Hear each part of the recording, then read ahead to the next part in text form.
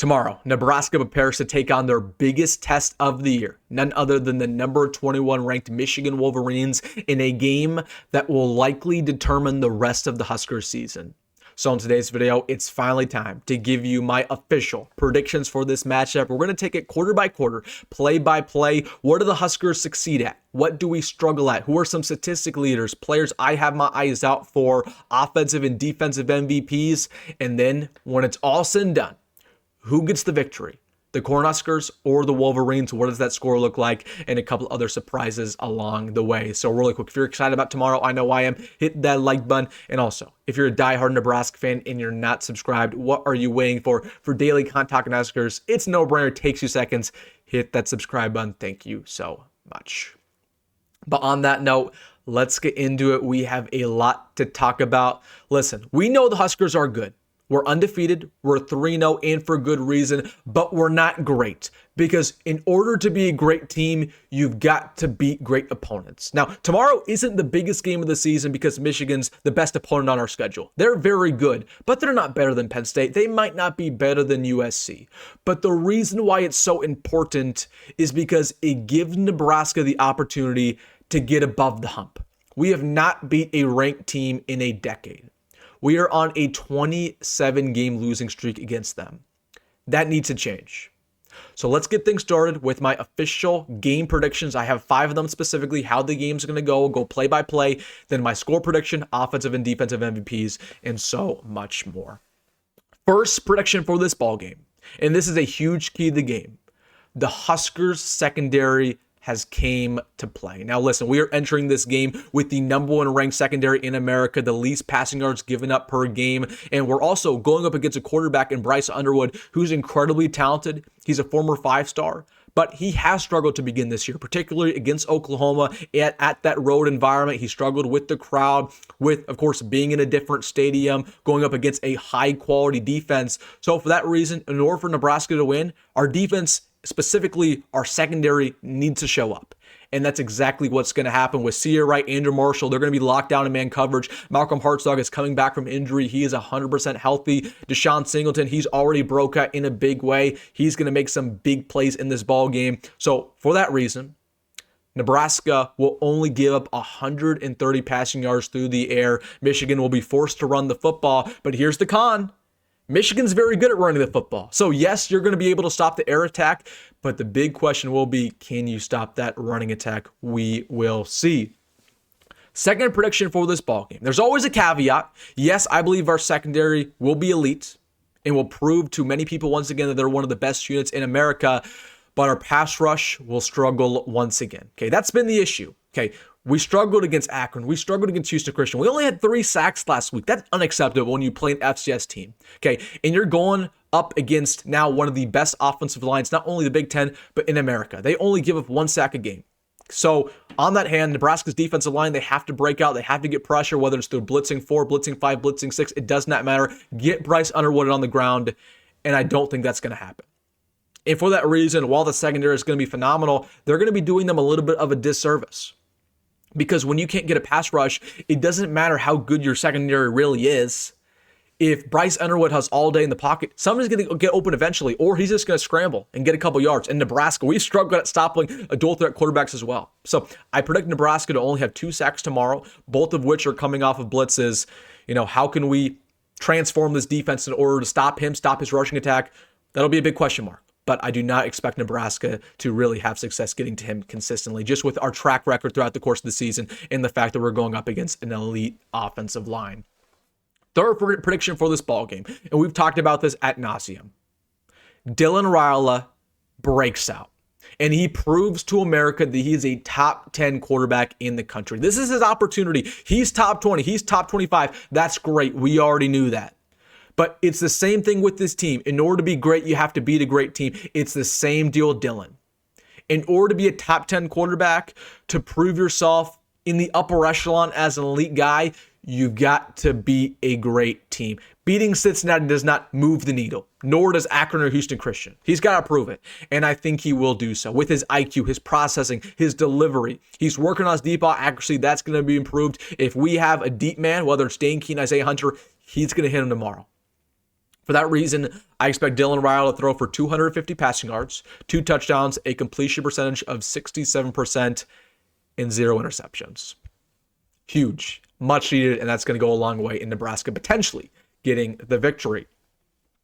Fourth prediction for this ball game, we slow down Michigan's rushing attack, but we don't neutralize it. We don't shut it down. We slow it down, but we don't shut it down. Okay, listen, this is the biggest key to the game because you know what the philosophy is going to be for them. Okay, Bryce Underwood's talented, but Justice Hayes, Jordan Marshall, right, and Bryce Underwood's legs, that's going to be a lot harder to stop. Okay, especially with us struggling against stopping the run against Cincinnati, against even Akron. So while we've been able to show improvement over the course of the year, last week versus Houston Christian, we only gave up 2 yards a carry. That's great. And Matt Rule coach teams have always stopped the run, whether he was at Temple, Baylor, or here. I do believe Nebraska will struggle a little bit tomorrow. So again, they'll slow it down at times, but they won't shut it down. So I do believe that Justice Hayes on the ground will have over 120 rushing yards, 2 touchdowns, 5 yards a carry, and I also think that Bryce Underwood from time to time, again, with all day in the pocket, because I do believe our pass rush will struggle, he's going to have some time to go out, use his legs, get 5-10 yards, a blip, and he'll have about 40 or 50 rushing yards as well. Fifth and final prediction before we get to my score prediction, who wins? It's going to come down to the last possession. It will go down in the fourth quarter. It will be a close game. Expect that.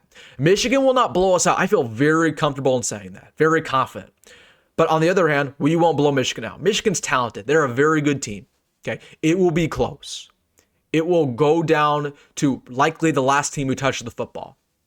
So my question is, who's going to make that game-changing play? Who's going to step up in order for Nebraska to get it done? Because we haven't had anybody over these past couple of years. Yes, we beat Cincinnati in a close game. That's great. But Cincinnati's not a good team, right? They barely beat Bowling Green 2 weeks ago, right? They're probably going to win 5 games this season. We should have beat Cincinnati by a couple touchdowns, and Matt Rule was furious about it because he knew as well. So Michigan, yes, it's going to be a close game, but they're actually a good team. So can we rise above them in these close moments and get it done? Okay, right? I have 2 questions. Let's say we're up. Let's say it's 34-31. Michigan's driving at the end of the ball game. Can you get a key stop with your defense to give the ball back to your offense to kneel it out? Or on the other hand, let's say we're down 3 points. Do you have confidence in Dylan Raiola, Dana Holgerson, this receiver core, this offensive line, in going down the field and getting a clutch score to put us ahead? Because we have not done that literally in a decade. We'll get our answers tomorrow, but it will be a close game. And this is where you got to believe in the coaching staff. You got to believe in the players. You got to believe that what they've been doing from spring practice, summer ball, fall ball, it's all going to accumulate to now. Will we win the close game? We will find out. All right, guys. My official score prediction for tomorrow, Nebraska or number 21 Michigan, who gets it done in Lincoln, Nebraska, 2:30 kickoff. I believe it will be 27-24. The Michigan Wolverines pull it out. Yep, and I hope I'm wrong. And I know some people are going to go in the comment section. They're going to say, Wilson, you're going to be so wrong. You're so pessimistic. Listen, I have a lot of respect for Michigan, and I believe Nebraska's a really good team. But there's a couple reasons why I think it's going. When it comes down to a close moment, we're not going to win. Number one, I don't believe our defensive line's good enough right now. It's going to get better over the course of the year. It definitely will. But as it stands right now in this moment, I do not believe our defensive line is good enough to stop their rushing attack consistently. Number two, in games like this, you've got to win the turnover battle. And while I don't think we're going to turn the ball over really at all, I don't expect them to as well. Okay, so I think it's going to be a very neutral turnover battle. And then number three, I mean, this is just simple. I got to see it to believe it in close games. I got to see it to believe it. Yes, we beat Cincinnati. That's great, but that's one time. And when you go back to 2024 and 2023, we have consistently lost one-score games with Matt Rule, for better or worse. And I do believe that tide will change. I do believe we're going to win some close games later this season. But in my mind, it's going to take one loss to really flip that switch and say, you know what? Screw this. We're never going to lose a close game again. And unfortunately, I do believe this is going to be that loss. So even though maybe Nebraska will lose tomorrow, at least that's what I'm expecting, I believe that because of this loss, that's going to fuel us to beat USC down the road likely, or beat Iowa in a close game, or maybe even compete against Penn State. You never know. So there's always silver linings. But I will say this, I do believe Michigan's more talented and they will win in a close one. But that's just my educated opinion. Out of all the film I've watched this week, everything I've seen from Nebraska, I believe it'll be a close game. But I also want to make this very clear. The last thing I'll say, win or loss, let's say we lose, let's say it's a close game. Do not go in the comment section after the game and say, well, Nebraska, they played really well and this is a moral victory and we're just always getting better. Don't have that mindset. It's win or bust tomorrow. It's win or bust, because that's the mindset Matt Rhule has. It's always about winning. It's not about moral victories anymore. This is year 3. This is what makes Matt Rhule different from Scott Frost. Scott Frost was a loser. Okay, he lost all the time, and it was all about moral victories. Oh, we're getting better on the box score. The game's getting close. Doesn't matter. It's irrelevant. What matters is whether or not you win. Win or bust. I'm excited to see what happens. So offensive MVP tomorrow, Dylan Raiola. Expect him to have a good day. Breakout. Defensive MVP goes to the entire secondary, but specifically C. Right, I think will be locked down. All right, guys, as always, take 5 seconds, 10 seconds, 1 minute, however long, and comment down below your score prediction, what you're expecting tomorrow. I want to hear what you have to say. Comment in the comment section. All right, guys, hit that like button and subscribe. If you made this far, hit that like button and subscribe. As always, folks, go be great. Go Matt Rhule. See you in the next one.